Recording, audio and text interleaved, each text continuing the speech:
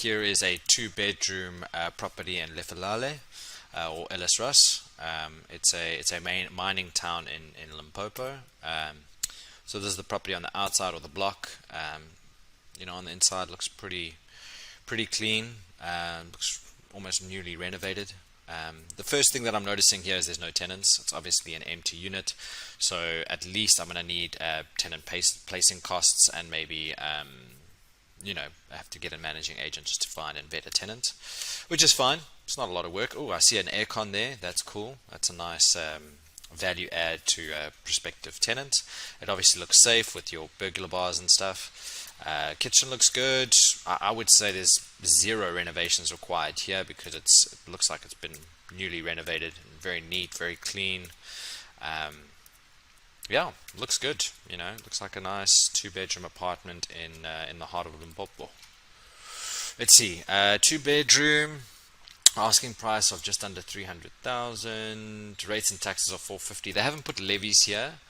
I'm going to assume there are levies though. Whenever you've got a shared service or shared construction like this, there's some sort of security or maybe a gardening service that you have to pay for.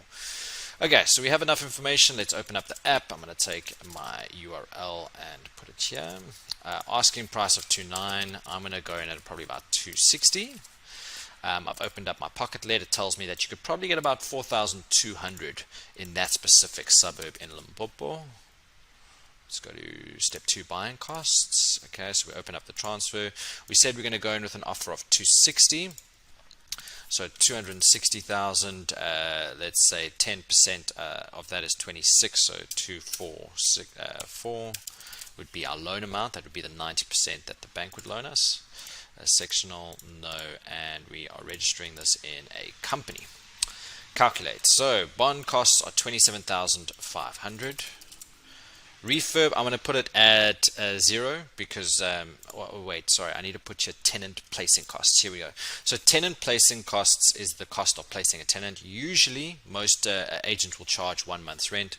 So I'm going to put here 4,200 as an additional buying cost to place the tenant in the property.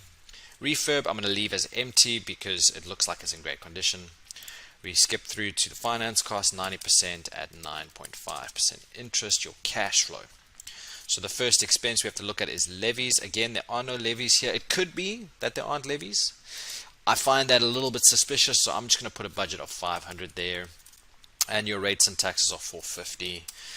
Voids, you're probably looking at about 5%. This is where TPN comes in handy. I would pull, if I was you and you were considering this area, pull a TPN report for the specific suburb, see what the demand for rent is, what the delinquency rate of the tenants are.